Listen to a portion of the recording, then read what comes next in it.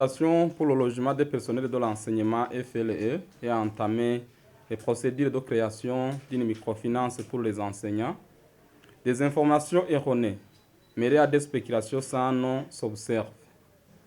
Pour faire face à ces dernières, les organisations syndicales fondatrices de la FLE portent à la connaissance du public ce qui suit. 1.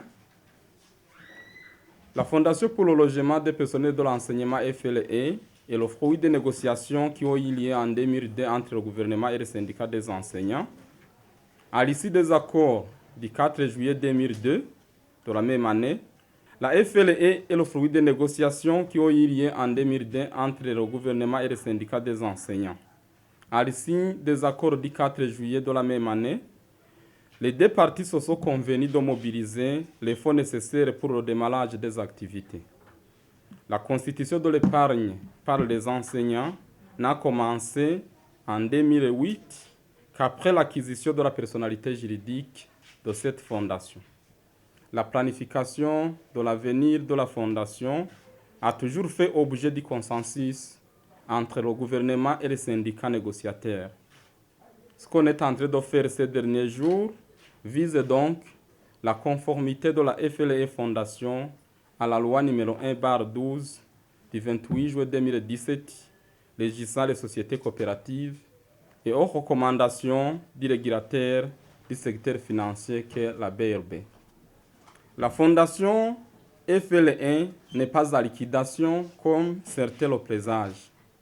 Il s'agit tout simplement d'un transfert de certaines de ses missions telles que la négociation et l'octroi des crédits qui seront prochainement opérés par la microfinance en création. L'adhésion à cette microfinance est libre, individuelle et volontaire. Nulle part n'est écrit que tous les affiliés de la FLE Fondation doivent être des affiliés de la nouvelle microfinance. Comme l'adhésion est libre et individuelle, le désengagement l'est aussi et doit respecter la réglementation en vigueur. Depuis que la Fondation FLE existe, elle n'a jamais collecté de capitaux. Les contributions volontaires mensuelles des enseignants sont des épargnes destinées à garantir les crédits logement. Pour le moment, les épargnes déjà collectées et les subsides que le gouvernement a accordés à la Fondation sont des nantissements de crédits de plus de 100 milliards déjà octroyés aux enseignants et doivent être remboursés régulièrement. Conformément à l'article 50 du règlement de la BRB, numéro 001/2018, relatif aux activités de microfinance, le capital de départ de cette microfinance ne provient pas de la FLE Fondation, mais plutôt provient des parts sociales des coopérateurs qui sont le gouvernement, les syndicats des enseignants, le personnel enseignant et la Fondation FLE.